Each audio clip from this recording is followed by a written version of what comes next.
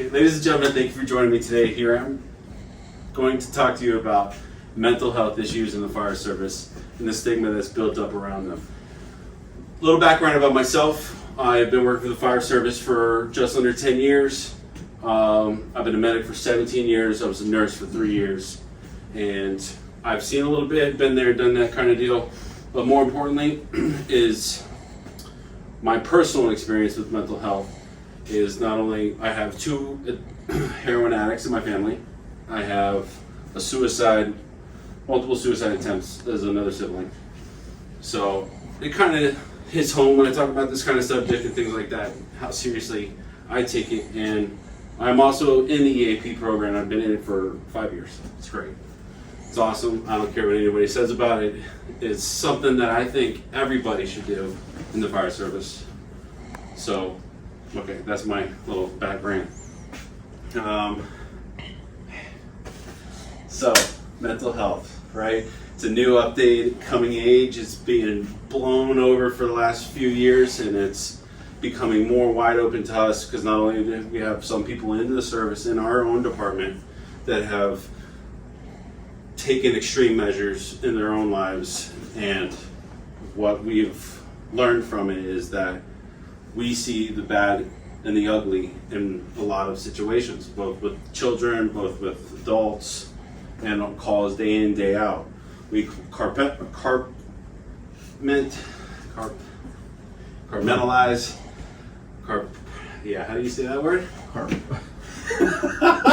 It's okay, it's gonna go on the video too. Compartmentalize. Yeah, right, it's a hard word. Compartmentalize. Yeah. Compartmentalize. So what we do is we box it, right? So as I was growing up, I was getting abused. I grew up in a military family, right? So I didn't know any better. So it's yes sir, no sir, or you're getting hit.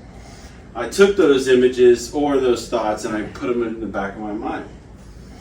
So as growing up, I just kept piling and building a box, right?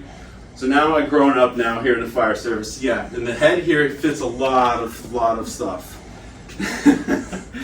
So in the fire service, I started noticing that when I was running into calls in our area that like children abuse, I was finding that it was affecting me, right? I was taking it home. It was affecting my family life.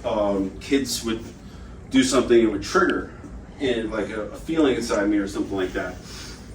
I didn't know what it was, and it took me down a path that I was on pills for my first 3 years here.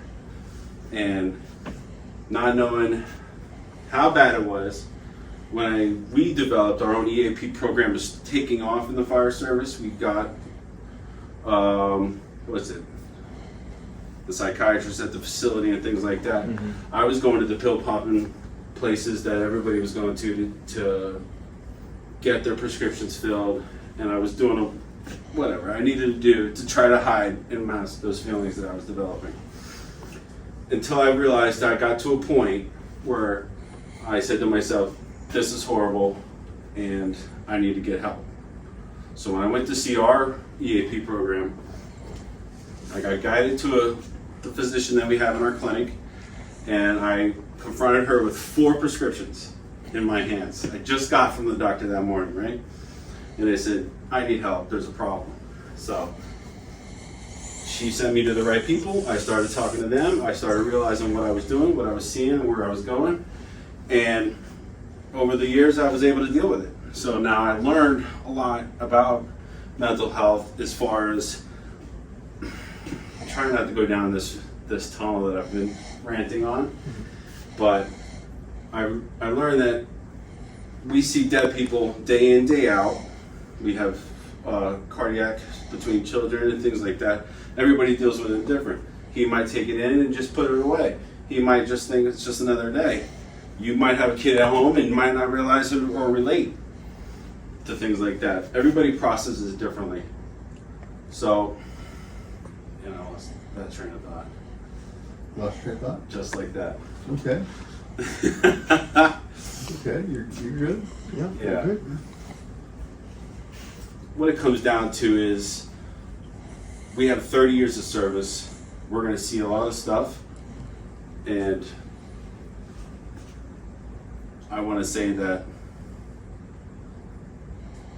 I would love to see a different change into the fire service around the stigma of mental health issues and how we process and picking what's important and what's not. And I think it all is very important. So, yeah, you're good.